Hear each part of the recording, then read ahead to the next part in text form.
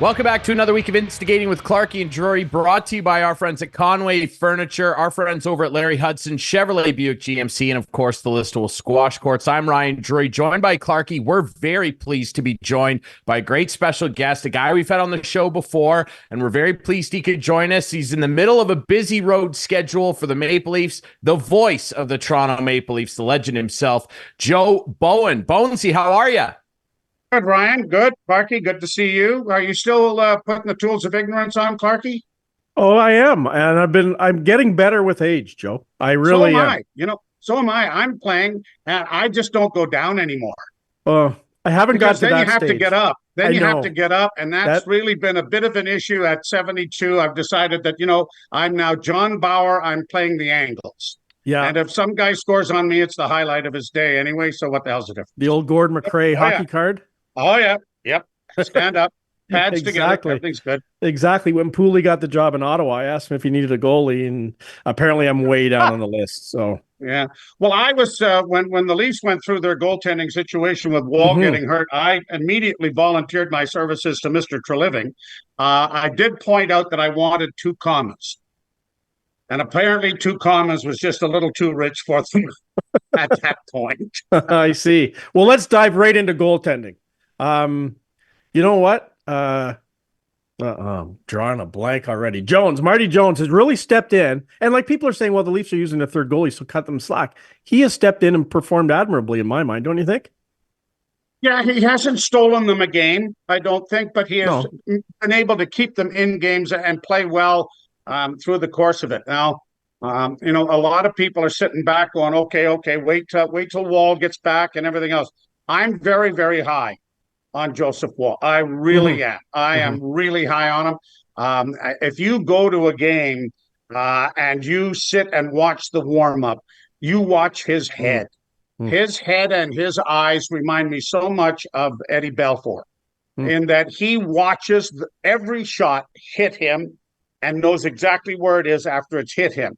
A lot of goalies just kind of stand there and get hit and whatnot. But it's his ability to track the puck, and that skill with his size and obviously athleticism and his ability, I think is a very big thing. I think he's going to be, a goalie with the Maple Leafs for a very long time. Now, they got to get him healthy and they got to get him playing again. But maybe the best signing that Brad Treliving made this year was Martin Jones, and orchestrating the contract enough that it was a little more expensive for teams to grab him when they had to put him on waivers and send him down to the Marlies.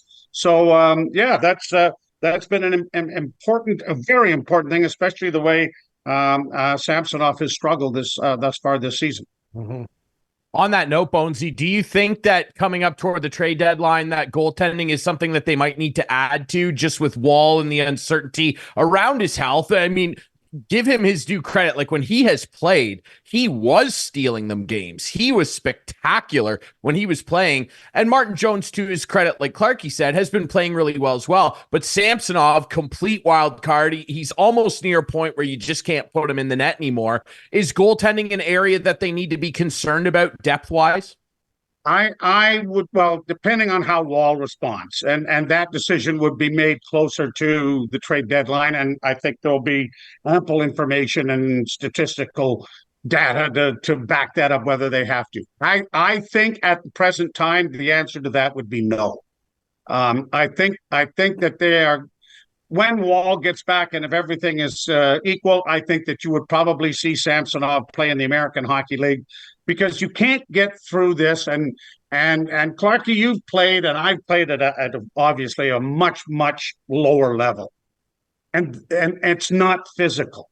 It's not your tools. It's not anything. But you lose it. And it is so hard to get it back. And when you do lose it, you tend to stick back a little deeper. I want to be able to find it. So now I'm deeper in the net. And then instead of sort of attacking the puck and leaning forward and tracking it to you, you get to be like the stone wall, or you try to be like a piece of plywood. And then, of course, you're not looking, you're not tracking. And also, when it does hit you, you have no idea where it's going. And to get over that it is very difficult. And when it's going good, the thing looks to be the size of a cantaloupe. And when it's going bad, the puck's the size of an aspirin. And right now, it's probably a little bigger than an aspirin because I thought he played pretty well his last start. But the only way you can get through this is to play. And it wouldn't hurt at all for him to have a run of 5 or 6 or 7 games at the American Hockey League level just to kind of get back into it, where you just say to yourself, you know what, screw it. This game doesn't mean anything. I'm just here for me, and I'm going to work at it for me. And that's, I think, something that probably is in the cards when and if Wall gets back to a point where they can work with Wall and Jones at the NHL level and see how maybe he does get to play here before Wall gets back and starts to play the way he did last year, because he was exceptionally good last year for this team and deserves that thing. It's not an injury. It's not something that you're really concerned about, but it is a mental issue that he has to get through. Were you surprised the way it played out when they recalled Hildeby and didn't play him in any games? Do you think maybe they saw him in practice and thought, you know what, this guy just needs some more work in the American Hockey League? You would have to think so, right? I mean, otherwise you would have thought that, when they did play the back-to-back out west, that might be the time.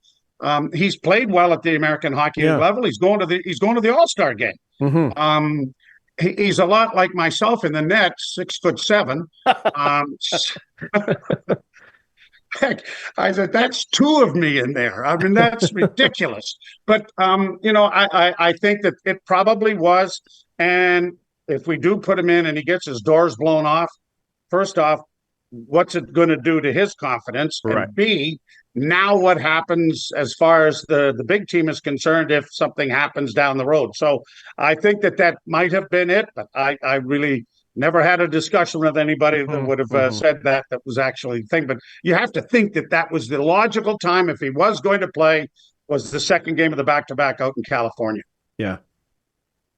Bonesy, the team right now obviously is mired in a bit of a tough stretch. As we record this, they're going to be playing Calgary on the night that we're recording this with you. But they've lost 4 straight, and in all 4 games, they've blown leads. It really is incredible. And I read a stat the other day. At the halfway mark, they're 42 games in now. They've blown 13 leads and lost those games. The franchise record's 23. That was back in the 80s, and we know that was a tough time for the franchise, obviously. What's going on right now? You weren't even born then. What do you know about Tom? Tell me. Clarkey knows what it was like. You weren't even around. You were in diapers. We know what it was like, Clarkey. It was damn tough.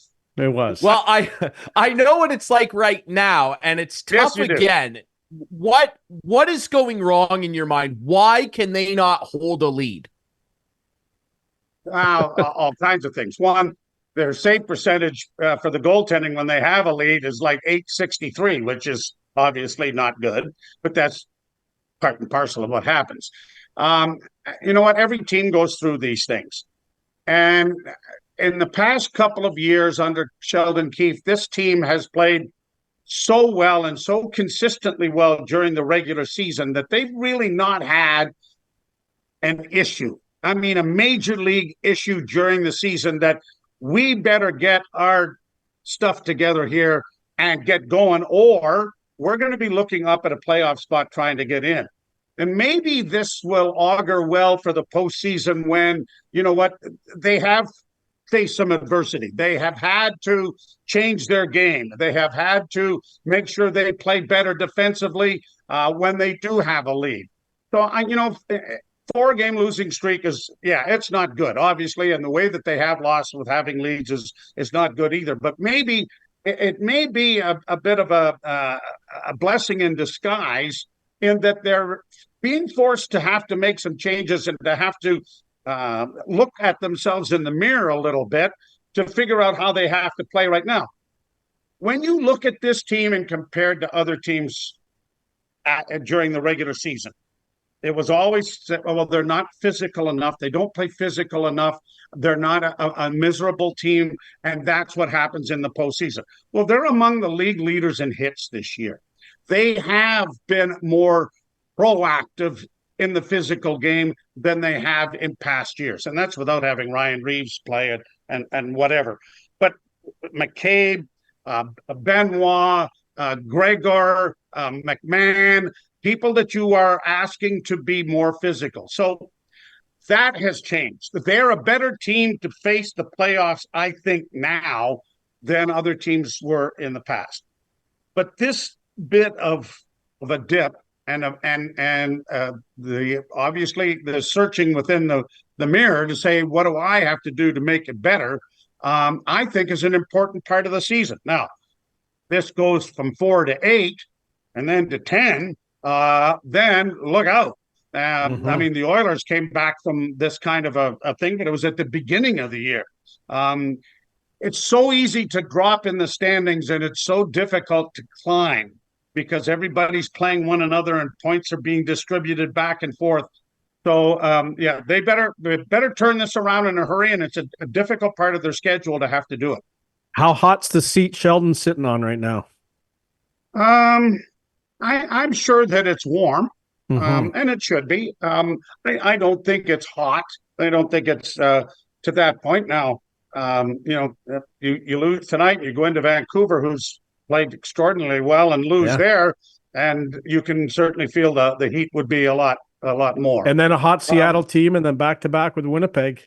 Yes. Oh, yeah. No, this is a tough part. But this team has always rallied to play well against better teams. Yeah.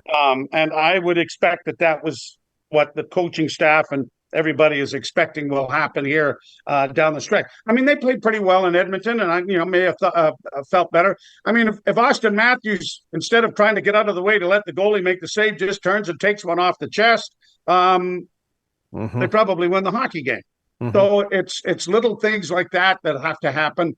But I would suggest, certainly in the regular season, this may be the hottest seat that Sheldon Keefe has had to sit on in a while. I would certainly agree with that. What is your impression right now, Bonesy, of some of the criticism being levied at the team? Because it really peaked on social media the other night after Mitch Marner's post-game comments, where people were accusing him of appearing in his comments to not care that they had dropped 4 straight leads and that, no, we're not frustrated. He did, to his credit, however, he did say that they were pissed off. He did say that. But then he said, no, we're not frustrated. We're not frustrated with each other. We know we're a good hockey team. What is your impression of some of the criticism being levied at his feet in particular and the team as a whole for not being intense enough when needed?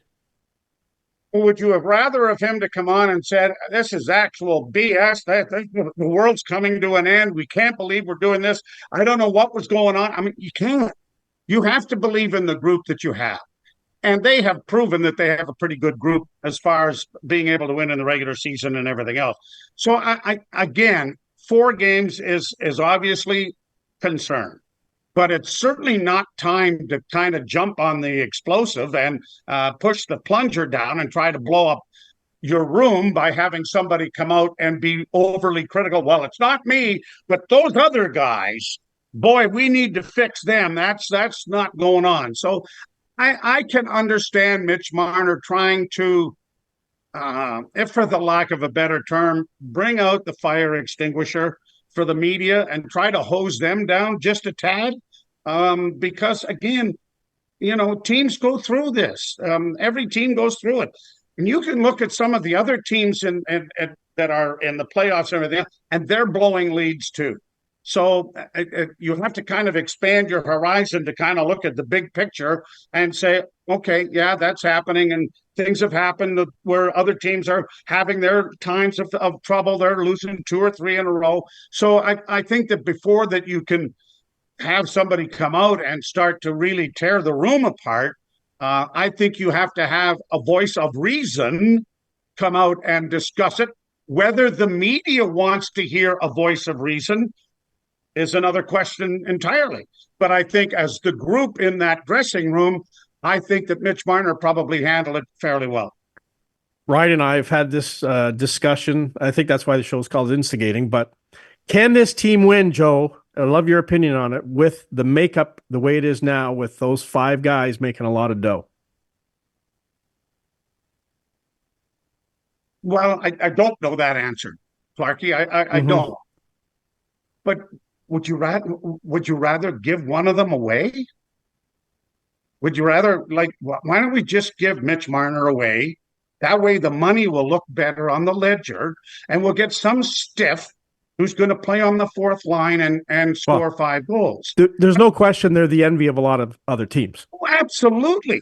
Absolutely. And you don't think for a minute that if William Nylander had gone the rest of the way, that someone wouldn't have offered him more than what the Leafs offered and what he signed for in Toronto? I mean, I honestly, I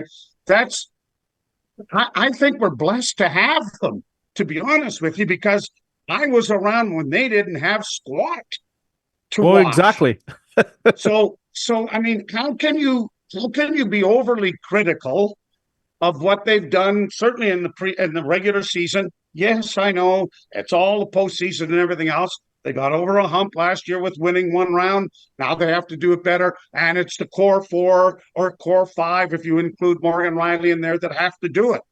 Well, every other team are looking at the Leafs, and they would love to have pieces of that core 5. And so I think we have to look at, again, take a step back, take a look across the board and say, you know what? I think we're fine there. Can we augment that with maybe better people? And I'm sure that Brad Treliving at the trade deadline, as was the case last year with the Maple Leafs, augmenting that group with other people at that point. I think we'll probably see some of that again going on this time around. Yeah, it'll be interesting for sure. Bonesy, before we let you go, because you got some work to do, of course, being the voice of the Maple Leafs and all. Before we let you go, though, we want to touch on something positive right now, and that is your beloved Green Bay Packers. You're a proud owner. You're a proud part of the ownership, you and your kids. What a performance from Jordan Love against the Dallas Cowboys. Boy, do they ever own the Cowboys. How are you feeling as we head into the divisional round? Obviously, the Niners will be tough too, but boy, oh boy, you got to be awful happy about the way the future looks for the youngest team in the NFL. Well, Aaron Jones is healthy. We look like A.J. Dillon practiced today, and Quadzilla will be back as well to maybe rest Jones a little bit. And you know what? Red Batty is a dear friend of mine. He's the equipment manager with the Green Bay Packers.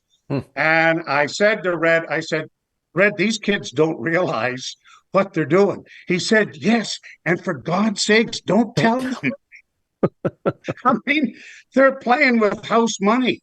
They're the youngest team in the league. They're flying around out there. No one cares that I didn't get enough touches. I didn't have the ball thrown to me enough. They're all trying to be just a part of the group and be a part of the solution rather than trying to be a piece of a puzzle that maybe doesn't fit. So I think we're ecstatic. But you know what? Regardless, it is difficult to get into this position. And there is no guarantees that even with this young group and how good they seem to be right now, that this is going to be a regular occurrence. So while you're there, you might as well make hay while the sun shines. So we're very excited about it. I think that San Francisco and Dallas on paper look very similar. Their defenses were very similar statistically. It looks like Matt LaFleur probably has a pretty good game plan set for them. But I just love the fact that the Green Bay Packers are going to go through 3 quarterbacks when the rest of the league is going to go through about 294 of them. And the Chicago Bears are pretty close to having 100 in those circumstances. I think this kid is the real deal. He is fun to watch, and he's a pretty damn good player. Yeah, he's a lot of fun, man. And I think there's a lot of bright days ahead for that young group. I love the offense. That Musgrave kid's a player. Dobbs, Wicks, man, they got some really exciting players, let alone everybody on defense. So I wish your Packers well this weekend against the Niners, Bonesy, because they've been a lot of fun to watch, my friend. Joe, thanks so much for doing this, man. It's been a pleasure, and I hope the Leafs give you a little bit more of an exciting thing to watch over the next couple games here. Yeah, don't lose your grip on the oar. Just keep paddling in the same direction. We can't have you spinning around now, Ryan. That's absolutely right. Well, Clarkey and I will try and keep our emotions on the rails in the next segment. Right. We promise.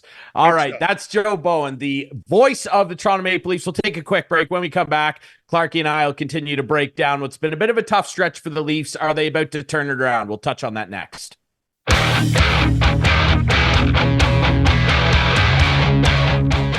Welcome back to Instigating with Clarkey and Drury, brought to you by our friends over at Conway Furniture. That's Highway 86, east end of Listowel. Our friends at Larry Hudson Chevrolet Buick GMC. Deals are hot. They're still hot. And, of course, the Listowel Squash Courts. Thanks so much to Joe Bowen, legendary voice of the Toronto Maple Leafs and one of the greatest broadcasters of all time, in my opinion, for joining us. He's the best. About the Leafs, Clark. Not your opinion. He is the best. And as I was just mentioning to you off air, I worked with Joe probably the longest time that I've worked with any other person ever. So we worked at the Fan together from 80. Well, I worked at Telemedia Sports Network before the Fan became the Fan. I started in 1987 and Joe was there then. And I opt the games in the studio. So he was my first point of contact. It was Joe Bowen and Bill Waters in the studio at the game. They weren't in the studio then. I was in the studio. Yeah. Then I graduated to actually being at Maple Leaf Gardens right beside Joe Bowen. I got to tell you, as a guy in my 20s, just getting into this business, to be sitting beside Joe Bowen at Maple Leaf Gardens, having him call games, I learned so much from him. I did do a lot of play-by-play in college as well, but everything I took from Joe, I used. The way he formats his sheets, everything. And to be able to sit beside that guy and then work with him throughout my time at the Fan, and then I went to Maple Leaf Sports Entertainment. He came to Maple Leaf Sports Entertainment, and I was there. I probably worked with Joe for 29, 30 years. Pretty crazy. Yeah, it's incredible, man. Not a bad guy to have in the CV, that's for sure. And, I mean, he's one of the best. And on top of being one of the best broadcasters ever, I mean, he's just a top-notch guy, too. I mean, giving us some of and his we're both goalies. Game night. And you're both goalies, yeah. Oh, no, on game night. Yeah, he's what? We're like 3 hours, not even. Yeah, 3 hours away from game time. And he's sitting down chatting the Calgary game, which hopefully does not turn into a fifth straight loss. But man, are the Leafs ever feeling it right now? And man, the numbers aren't flattering. I mentioned obviously the franchise record for blown lead defeats is 23. They're at 13 as we record this, and man. The Mitch Marner post game and the Sheldon Keefe post game against Edmonton, it had a lot of people fired up, and I'm sure it probably had you fired up, Clarkey, because we all know Mitch Marner's your favorite Maple Leaf of all time. So I'm sure that you had a lot of feelings, but I want to throw some more numbers at you here. And Bonesy brought this one up. This is a wild stat, and it's just, as our friend Steve Dangle would say, so leafy. It's incredible. When the Leafs are trailing, they have a save percentage, a team save percentage of 910, which is 8th in the league. When they're tied, it's 907, which is tied for 10th. When they have the lead, their save percentage is 892. That's 28th in the NHL, which just makes absolutely no sense. Well, it does make sense, but it makes sense to me. You know why? Here's why. Because they're collapsing. They're not playing well defensively, and the other teams need a goal to get back in games, and they're pressing harder, and they're just not handling it. This past week, this past week, Ryan, I'm telling you, I've soured. I've really soured on this group. I'm getting sick and tired. I'm just getting sick and tired of people who think they can pick on me because I'm a Leaf fan. And you know who's one of them? Our producer, Adam. They lost to Colorado. And then, he's telling me about, how Nathan McKinnon skates the most.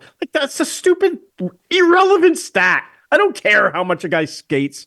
Play smart. What do you mean? Hard. What do you mean? Skate, hit his total coverage skated? Yeah. He's the leader in the league or some crazy thing. I don't know if he can turn his mic on. Adam, you want to jump in here? You can jump in here. But, I tell you. Sure, I'll jump in here. Yeah, what was that stat? Sorry, Adam? I can't put myself on screen, but that's okay. Nathan McKinnon skated a game with their new tracking system they have. He was clocked at 39 kilometers per hour. They put it in miles per hour, but he almost basically was speeding in the school zone. That's how fast he skated, or that's how far he skated. That's how fast he skated. Who cares? Right. Okay. He's also skated the No, farthest out of any player since the entire season.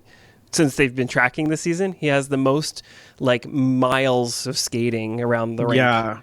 I don't. Right. But okay. I still love so sending the stats to you to grind you. I get it. So that's kind of like the soccer stat where it's like total field coverage. Yes. And there's merit to it when you're talking about him. If it was some fourth line plug, you'd be like, oh wow, that's neat. But when it's Nathan McKinnon, you're like, well, yeah, that's incredible because it's him and he's the star player that actually tries. I love. I mean, Nathan the Leafs McKinnon. to me, again, let's get back to the Leafs game here. Sure. Okay, Colorado, probably one of the better teams in the league, right? They're pretty good. They're pretty good. And they win despite bad goaltending. Lost by 1 goal. After you're up 3-0, that's the problem, though. I get it. So what do you like? I get it. It was 3-0 in the first period. Lots of game left, but I get it. Lots of game left for the Leafs to try hard and lock the lead down. You're right, and they can't do it. So who do I blame? I am now blaming the coach. Well, I'm blaming the coach. I don't have anyone else to blame. I see Morgan Riley and Simone Benoit on the same side of the net and the winner in Edmonton. I just think Austin Matthews standing there, Connor McDavid, as Joe said, just take it off the chest. And that's the worst one, though, is that he not only doesn't push McDavid out of the way. I know he gets out of the way of the shot and doesn't block it. Just watch it. It's incredible. 13.25 million.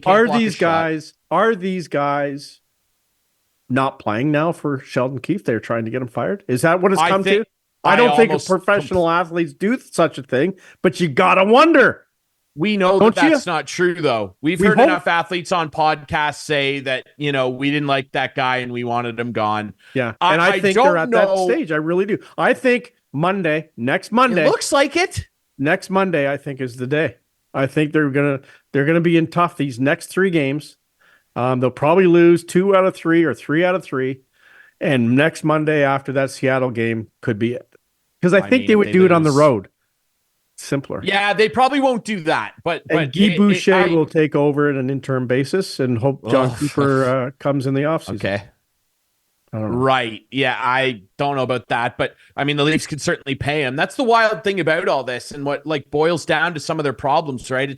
It's these guys swallowing up all this cap, but then it's a lack of high-end prospects on the way because they had to trade away so many picks to try and get away from bad contracts. Are they going to have to do that again next year, potentially, with their captain? I don't know, because their captain is atrocious right now. Let me rattle off a couple stats for you. He's going through a tough stretch, is he? Oh, well, he has only 15 points in his last 25 games. He only played 16 minutes against Colorado when they were up 3-0. They benched him the whole third period. Oh, yeah. And that's my point, is that everybody says, oh, don't worry about Tavares and his points dipping because he's still elite defensively. He's never been elite defensively. He wins some faceoffs, which he's not doing lately. No.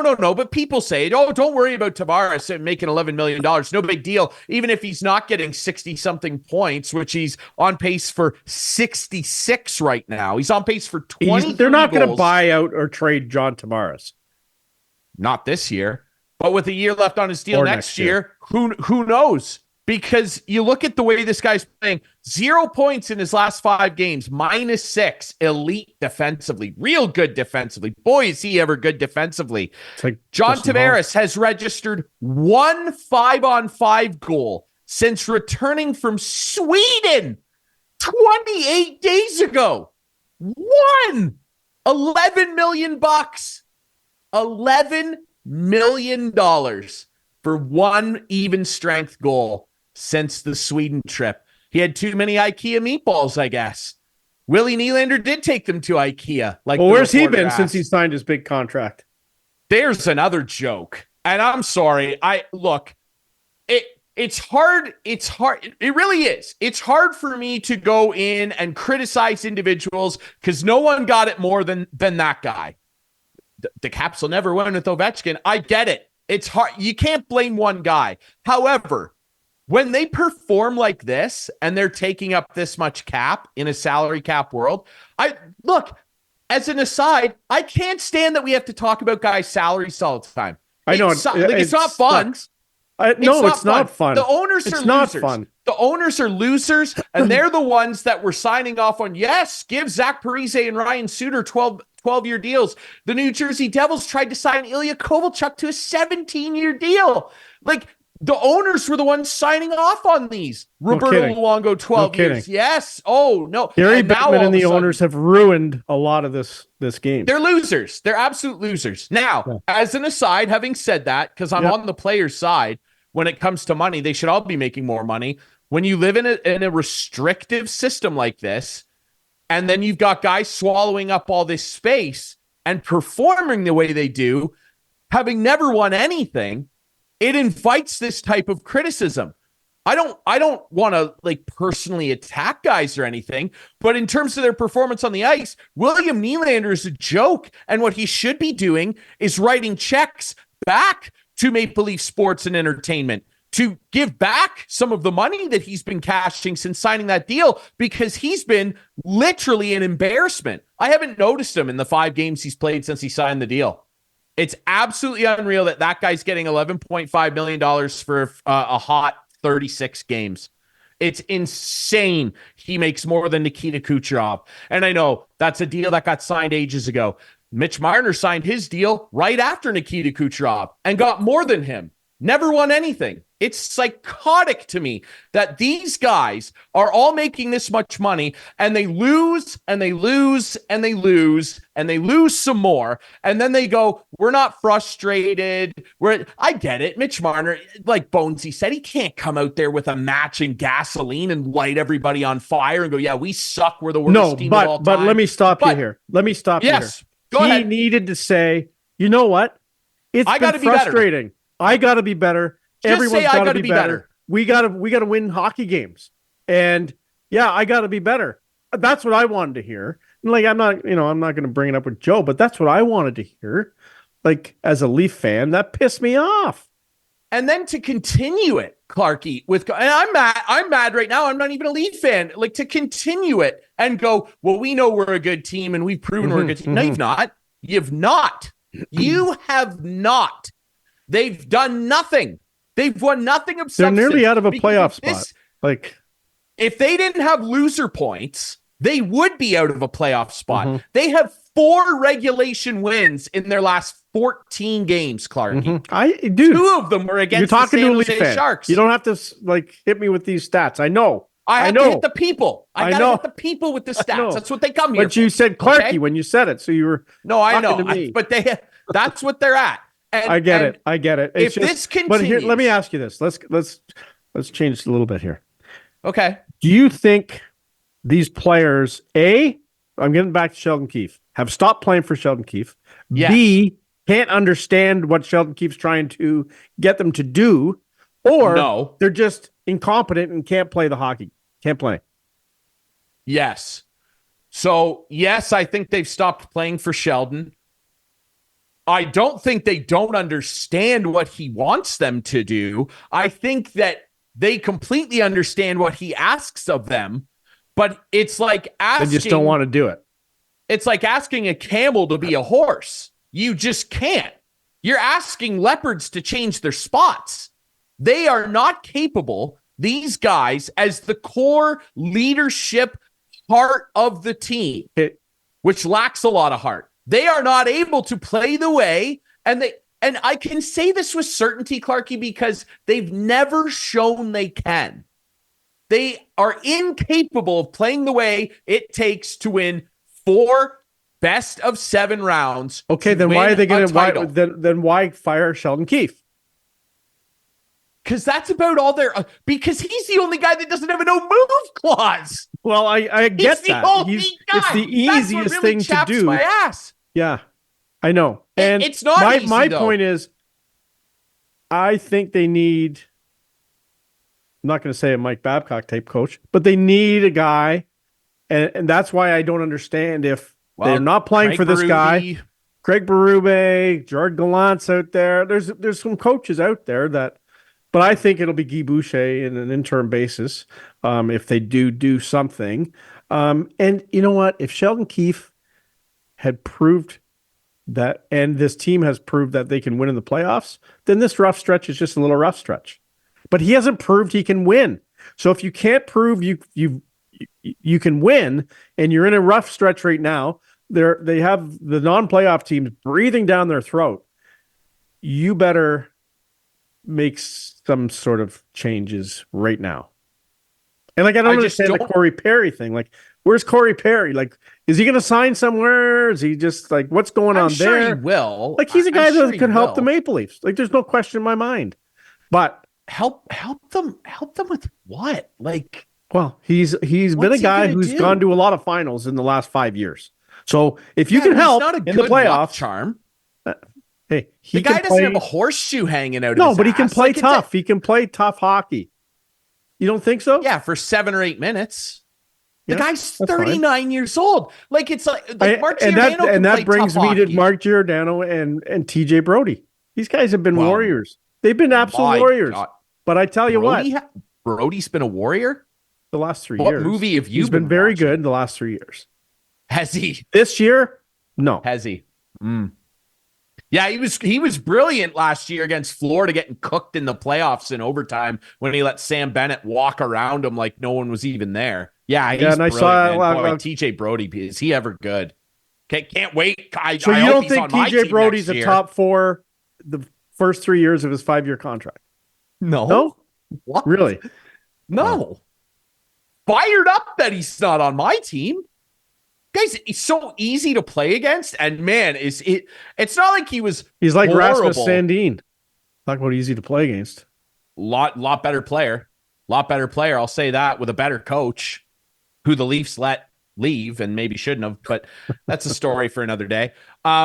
That's why they should hire their assistant coach. There's the crazy part. Like, the Caps are scraping for a playoff spot. They play way harder than the Leafs and are way less talented. Absolutely. And as we talked about a month ago, $7.8 million anchor on their roster. The Leafs were on a roll a month ago. And what did I say? You know why? They're playing harder. And now they're not. They've stopped playing hard. They've absolutely stopped. Why should they play hard all the time? They get whatever they want. This heart of their team that's supposed to be the inspiration, the example setters, the leaders of the team, they get whatever they want, including full no-move clauses. So, like, hey, if we don't turn up and do our jobs that you pay us all, like, it'd be different if they all made like $5 million or something. Because then people would go, well, like, what do you expect? They're a $5 billion player. Blah, blah, blah. It's incredible that they get this amount of points. But it's the fact that they make all this money and then they don't deliver on what they're supposed to actually be getting paid for, which is championship aspirations, and they never deliver. Ever. They certainly haven't. No one wants to play hard. I can't argue that one. Austin Matthews, what a goal scorer. He's putting up historic goal scoring numbers for the Maple Leafs right now. Can't play hard. Can't push Connor McDavid, the best player in the world, out front of the net. He's bigger than Connor McDavid. 6'4", 6'3"? He's about Ovi's size, 230. Can't push a guy out of the way. Can't do it. I'm not disputing it. That's why that was why I asked the question. Have they stopped playing for Sheldon Keefe? And would a new coach make a difference? I don't know. Only hope. That's the only hope. I agree with you. Like, Guy Boucher, to me, comes across as a hard-nosed, no bullshit kind of coach. You better perform. But I think there's so much interference from upstairs, and I think it starts with Brendan Shanahan. I don't disagree. And I just think, if Sheldon Keefe keeps his job, it's because Brendan Shanahan won't let Treliving fire him. He's not Treliving's guy. They signed him to 1 extra year. Now, I get the 1 extra year. At the end of the day, it doesn't cost, like, the Leafs don't care. If they fire him, they don't care if they have to pay him. They've done it many times before. That's a tax write-off. It doesn't matter, right? It absolutely doesn't matter. But I just think that Brendan Shanahan could be a big influencer that is affecting this team in a negative way. Well, and now, a new president and CEO has come in for Keith MLSE. And you would think, looking around, that if things continue the way they're going and they flame out in the playoffs again, God forbid they miss, which I don't think they're still too good on paper, which is all I've ever been able to say about the Maple Leafs. On paper, they look good because they don't play good. They're still too good to miss, I think. I would hope you're right. But God forbid they do. You would think that this guy, Keith Pelly, would look at Brendan Shanahan and go, so you've been here how long now? And what exactly what are we doing? I saw a clip like, even if you wanted to change anything, they can't. They gave everybody no move clause. Like, you can't. Even if somebody went in there and Shanahan had to sign off on that. Yeah. 1,000%. And there was something, and I get it, like, he's got to be diplomatic, but there was something that Bonesy said to us in our previous segment that stuck out to me, where he said, well, what would you rather have, Clarkey? Us get rid of these guys and not have them? I nearly piped in there saying, you know what? Yeah, I'd rather have no Mitch Marner and three defensemen who can play the game.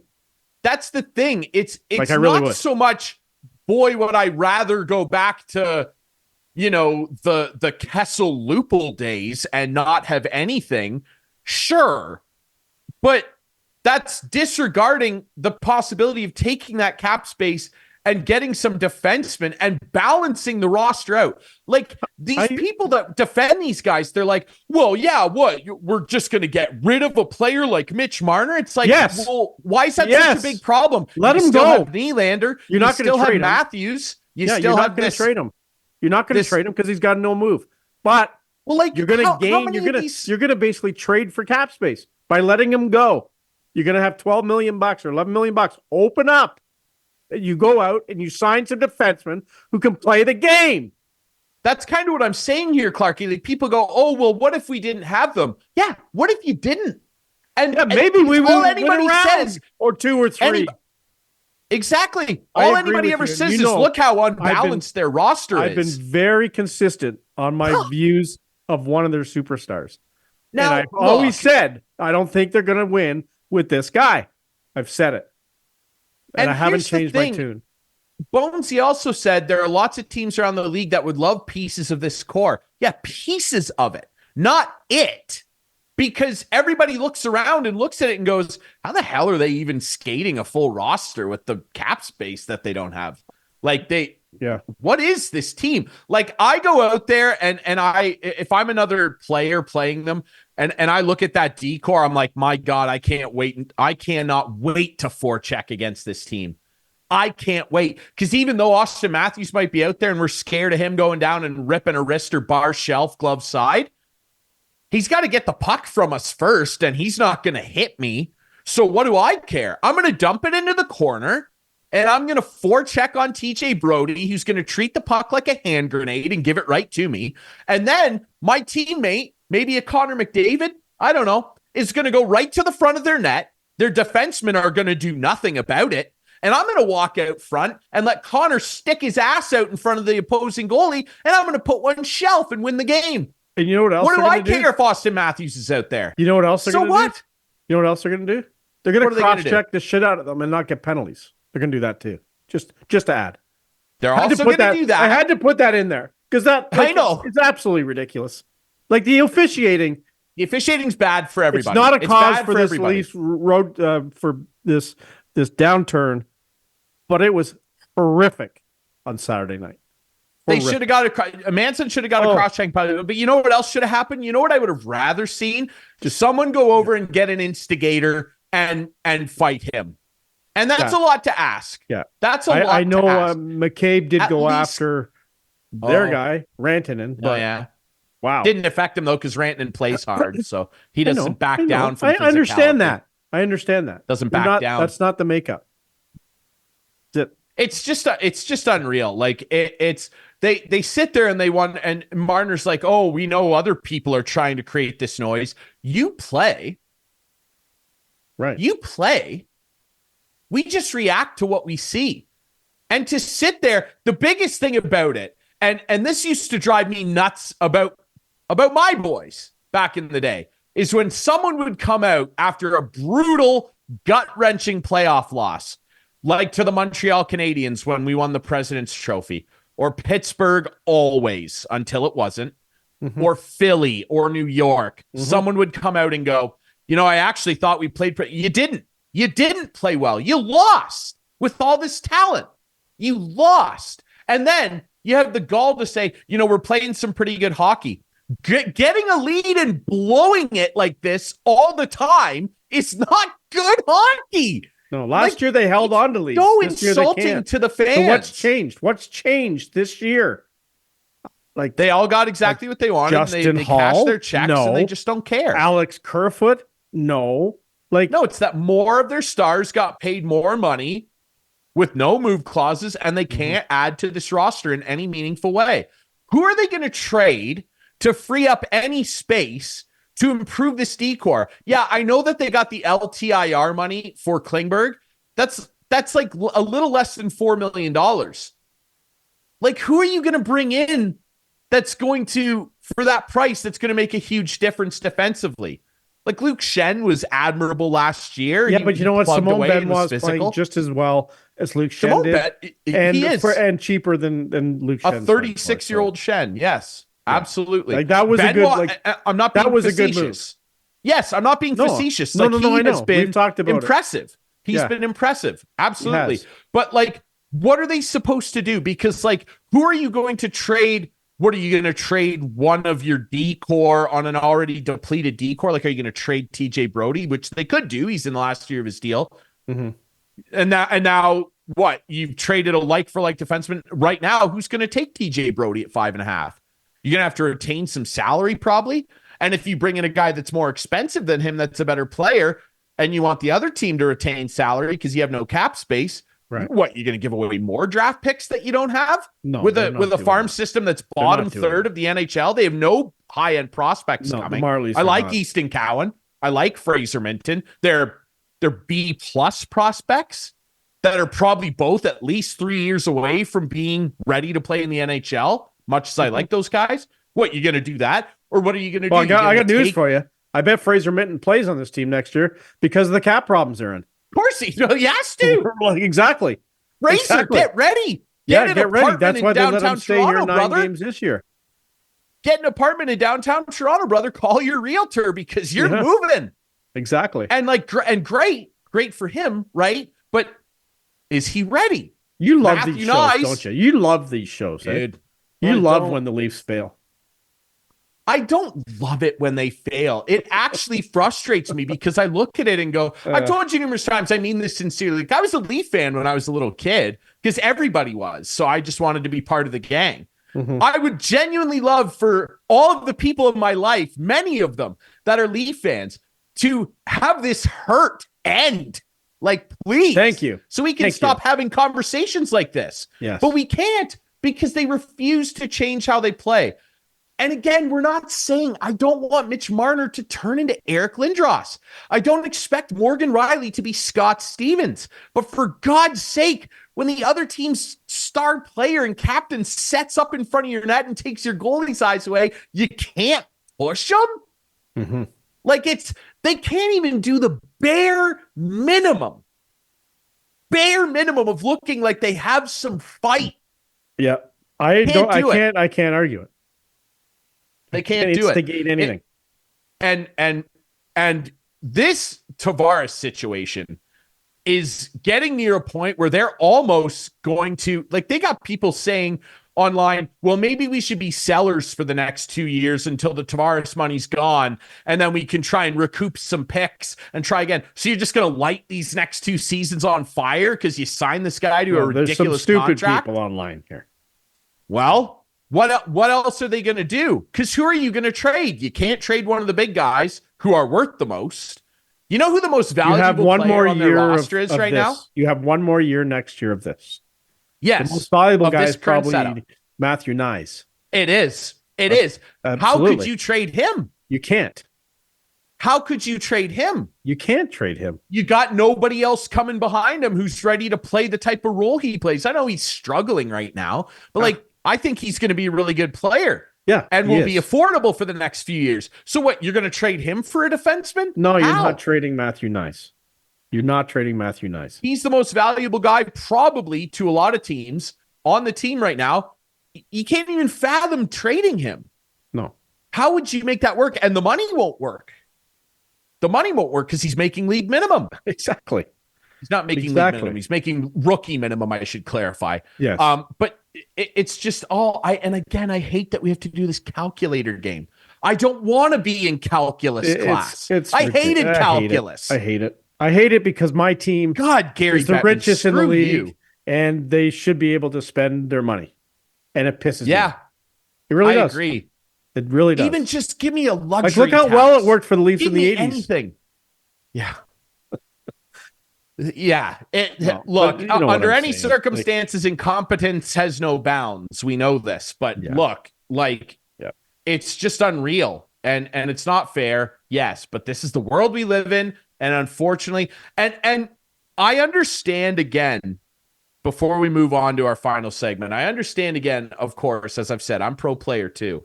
All these guys should be making more money. I understand the notion of going, well, the player doesn't owe the team anything, and you should try and get whatever you're worth. I applaud William Nylander for getting $11.5 million and then putting up no points in the following 5 games. I applaud him for that. He's clearly a shrewd negotiator. But you're being a smartass when you're saying it. No, I'm being a smartass about the points thing, but I applaud him for getting that money. I do agree with Joe, though. Someone was going to throw the money at him. I agree with that. Someone would have. God bless. God bless. I know. Yeah, I'm just saying someone would have. And someone will to Mitch Marner.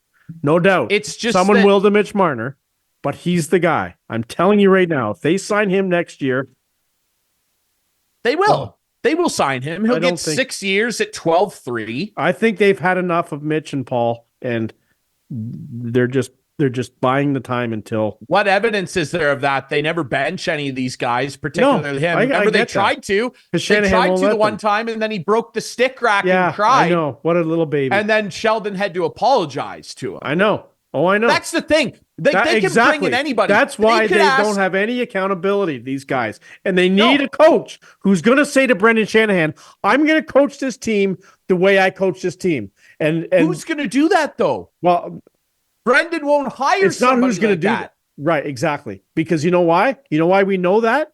Because that's what Kyle Dubas said. And Brendan said, see ya. I'm in charge here. See ya. Because Dubas went in and said, I'll stay, but I'm going to have all the say. I don't have to come to you for anything. I'll make trades. And Brendan said, see ya. Yeah. It's a license to print money. Right. So, and that's all they someone care about just needs right to get in Brendan Shanahan's ear and say, the coach needs to coach without any interference. Like when you guys have a college kid on the bench, when you're playing Montreal and you're up 6-0, don't call down to the bench and tell him to put him in for the last 30 seconds. Because that's what happened. Can't remember the guy's name. Remember when they were playing Montreal, they were up 6-0 and they brought the kid in? And Sheldon said it after the game. It wasn't my call. I was told to do it. And Sheldon, to his detriment as well, has made some odd choices along the way too here. Like, yes, it sounds like we're kind of letting him off the hook because the players play. Ultimately, it is the players. I think it's 10% Sheldon and 90% the players. So what were we going to say? What were we going to say? But Sheldon has made some weird calls too. Like throwing out, like late in the Colorado game when they were down a goal, throwing Tavares out there with who do you have him out there with? He had him out there with like Gregor and McMahon. Gregor, and you're like, what are you doing? Yeah, that was when they pulled the goalie. It wasn't McMahon. It was just Gregor just came on as the 6th guy. But in the last 30 seconds, they had like a weird line combo out there, and you're like, what are you doing? Throw these star guys out there. They're supposed to score. After Tavares was sitting on the bench. That's tough. Well, he should have been. I know, but then go to your. But listen to me. Then go to your captain and say, it's not your night. You're not going out there when we pull the goalie tonight. But no, Sheldon has to put him out there. Does he have the ability to do it? Exactly. They coddle these guys. Exactly. All new because coach, he had Toronto Maple Leafs bed sheets. He had Toronto Maple Leafs bed sheets, so we can't criticize him. He came home. He came home to do what? That I'll agree. He came home to do what? Well, hopefully lead this team to lose all the time. Shut up. Lose all the time and get slower and slower and not be elite defensively and not put up $11 million numbers. They failed. As I say every time to do this. Every time you talk about Tavares, I say, "Are you done?" Yeah, I know. Okay. I just can't believe. I still can't believe they gave him $11 million. Let's break. It's just wild to me. Anyway, I can't believe the Leafs got a first-round pick for Sandin, but that's just me. Well, take a break. Take a break. He should not have. Go. I can't believe the Leafs can't win a Stanley Cup and the Capitals did. That's take a break. Interesting. We'll take a break. When we come back, we'll do our. This could be a 3-hour show. It could be. When we come back, we will do our Conway Furniture Couch Potato of the week. And boy, we got a couple doozies lined up next here on Instigating.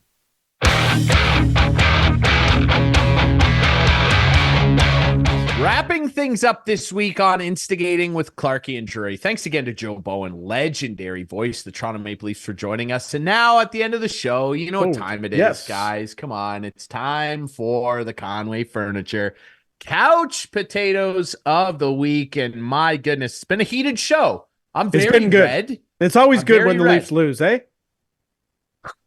It's true. Yeah, the he always jokes about that, right? When I worked his viewership. When I worked at the Fan, like when the Leafs or the Blue Jays or whoever were, in a state of cacophony, as Bill Waters would say, it was some great radio. Hey, say what you will, it makes for great content. It really does. Yeah. Because until they win, you sit there and you go, well, how come that? Yeah. It's the way of the world, eh? Okay. So Conway Furniture, our friends, Highway 86, East End of Listowel. By the way, the prices you see in there, that includes HST and delivery. And we're here to deliver on behalf of our friends at Conway Furniture. Our couch potatoes of the week. Clarkey, kick it off, because, man, it's been a wild last couple games for the Leafs, and I have a funny feeling that I might know what's coming next. Do you think they have any fancy sofas at Conway Furniture? Guaranteed. Yeah, for sure. Yeah. For sure. Well, someone with fancy pants should be sitting on a fancy sofa, fancy couch. Because as you know, I have not been this guy's biggest fan. And I'm really hoping that he's got 1 year left and he's going to go somewhere else. And he's going to be super and he's going to put up a lot of points, but the team's not going to win. It's just the way it is. They're not going to win. And what he said after the game on what day? Tuesday, against Edmonton. We referred or referenced it in the show. Bonesy did. I have. You have. Let's just hear what he had to say to this reporter after the game. Encouragement that you guys can get back on the right track here after 4 losses. Because we're a great hockey team, and we got to ignore what everyone else says. We know we're a great hockey team. We show it every night. I mean, these last 4 games that we've had leads, we've played some awesome hockey, some great hockey.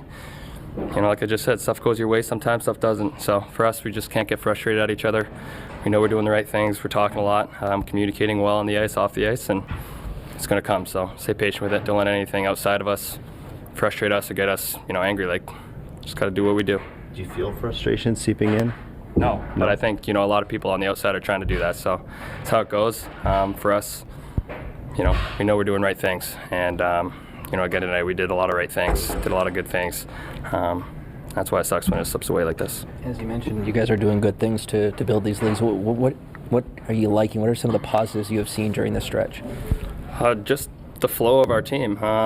D-men are jumping in. A lot of guys have been covering very well. A lot of communication on the ice to make plays happen and, finding holes. So, we had a lot of chances tonight to extend that lead, more than 2. And the goalies made some big saves. We weren't able to capitalize on a couple. We can't let this happen anymore. We have to play harder. We have to be better. They're the only 3 things I wish he had said.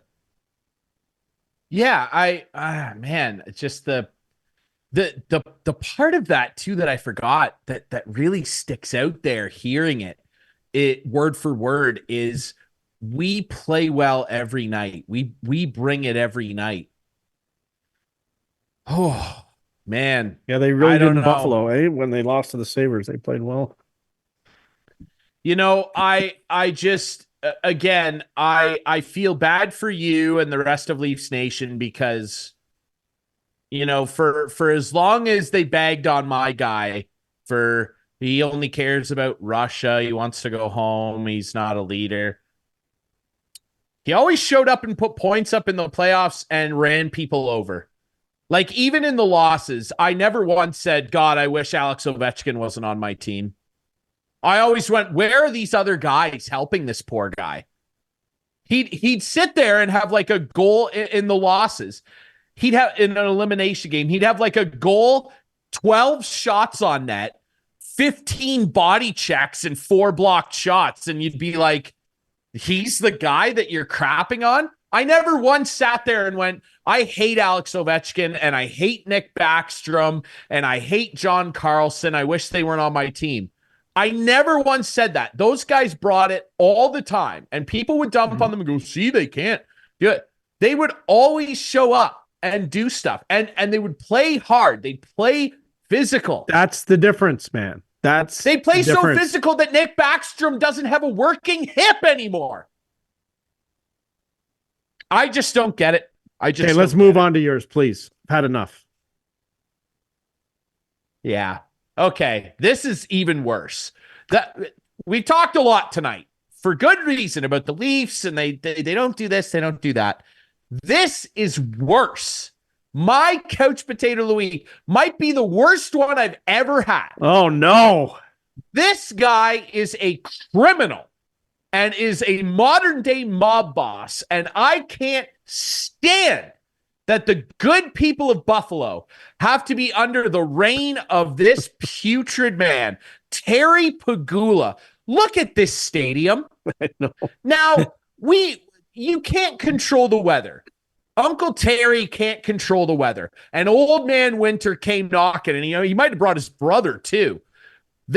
Old Man Winter kicked the crap out of Southern Ontario and Northern New York. And we understand.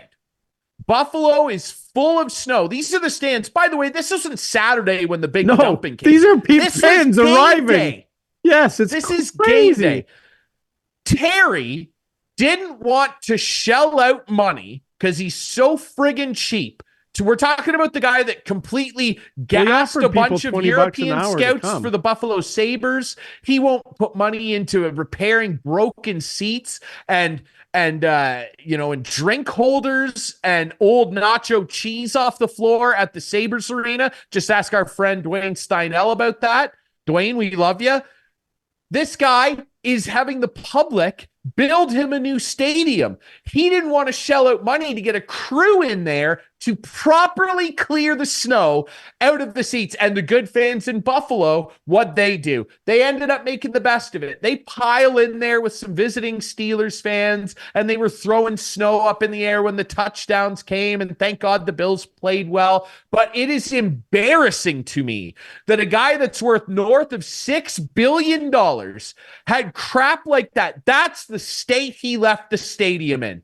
Wouldn't spend a couple $100,000 probably to get a crew of a bunch of guys to come in there and blow the snow out. I think go ahead. They put out an ad. Hey, anybody want to come down and help us shovel? $20 an hour. We'll give you a free beer, whatever. Yeah, cool. But he thought that like 200 Bills fans were going to come and shovel the snow for him. Like 30 people showed up, and God bless those people. They better get season tickets for life for what they did on the weekend to make that game happen on Monday night. They probably won't. If I had tickets and showed up to my seat, which I couldn't sit in, I couldn't get to, you know what? Like, to me, there's a lawsuit. Clarkey, they said because so little people showed up and they didn't want to shell out money for a proper snow removal crew that they said, we want everybody to just focus on the aisleways and getting the field clear. Leave the seats. Yeah. And when fans arrived, they just said, about the fans. It's general admission. If you can find this seat, it's yours. So what are you telling people yep, it was general admission, just whatever seat you can get your ass into. Wow. It's your seat for the game. Look at this. Yeah, if you're watching on YouTube, it's unbelievable. An NFL game occurred here. Yeah. An NFL game. And they're building a new stadium. It gets even better. Yeah. They're building a new stadium. And I read this the other day. Look at this. Terry Pegula for the new stadium. This is Highmark Stadium we're looking at. It's unbelievable. Terry Pegula for his new, I believe the new stadium, which by the way, won't have a roof. No. This constantly happens. You don't need a no, roof. we can't have a roof because that'll cost Terry another $1 million. We like the elements. We might have to move a few games to Detroit, but we like the elements. Had to do that last year. Yep. Yeah.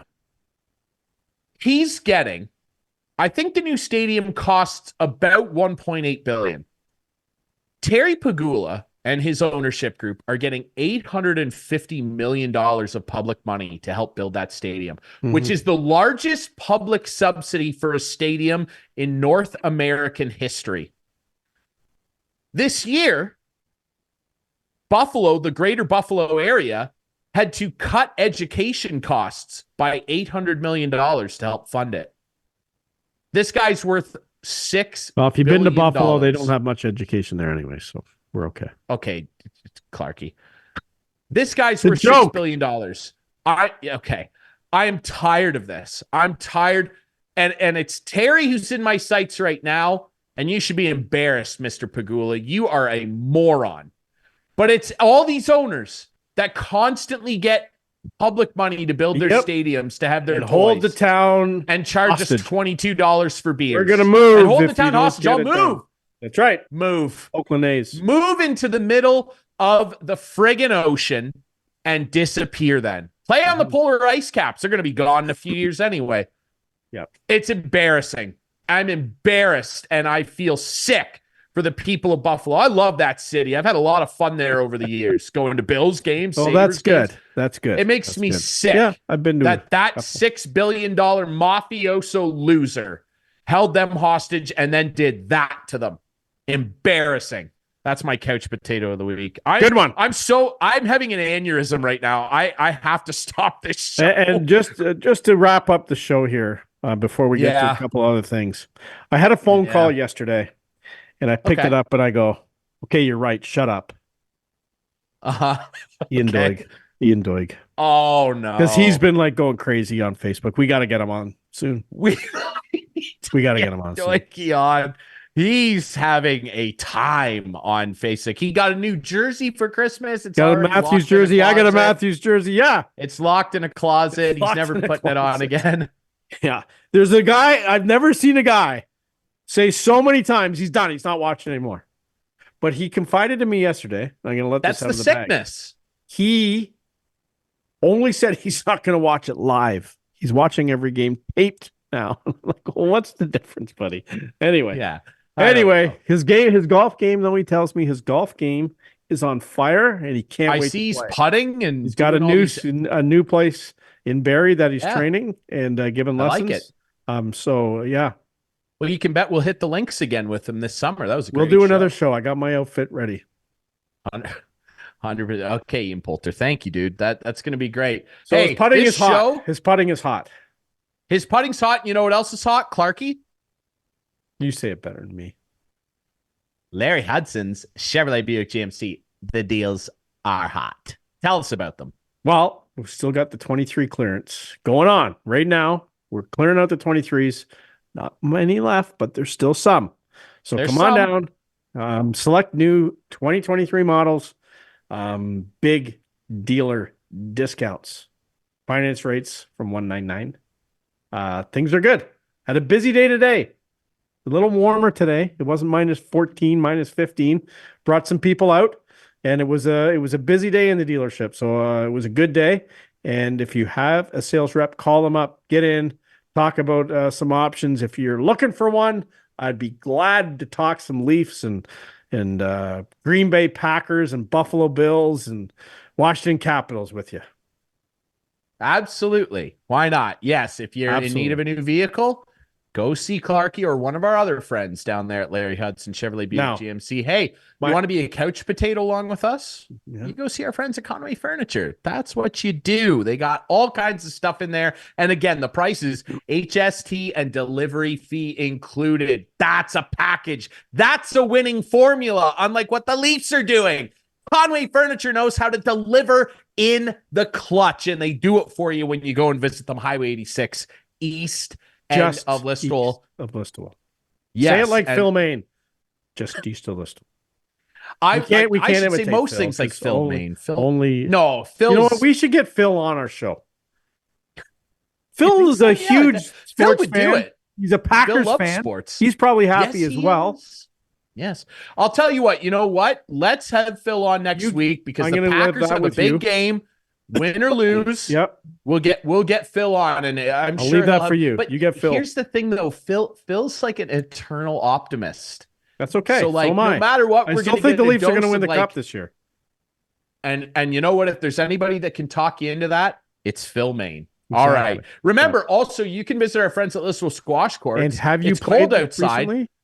I haven't because Al has been a little under the weather, but next week, Al versus Ryan is back on. Our twice a week game will be back on, and you can play there. Hey, you know what? You can play 5, 6, 7 times a week if you want, because it's a 24/7 facility. You get a neat little fob. You can get a locker in there, keep your stuff in there, and go and play whenever you want. It's easy to book. It's easier to join. Find our friend Al and the Listowel Squash Courts. I haven't been, and I feel bad. I just haven't been in the mood. I got to get out and play. I miss my guys, Jim Chapman. I'll let you beat up on me for Mike Benjamins and Alex Critchlow. I miss my guys. I haven't been out there. We'll figure it out. So I got to get out there and play. Yeah, we'll figure it out, dude. I'll let you wail on me for an hour. I don't mind. I'll beat what were those guys, like the martial arts guys that people would be at? Whatever. Anyway, we had them in karate class back in the day. Rock'em sock'em. The punching guys with no arms, they'd bounce back at you. Anyway, Weebles? That's what the Leafs are right now. Weebles wobbles, but they don't fall. The Toronto Maple loser points. Hey. Enough of that. They'll be fine. They're gonna be fine.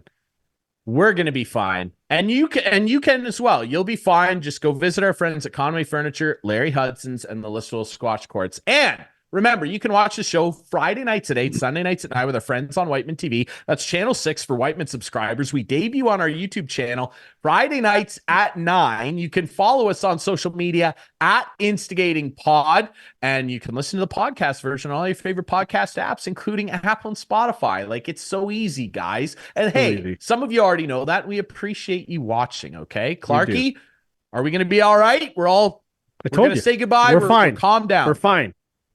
Next week, we'll have a lot to talk about, I have a feeling.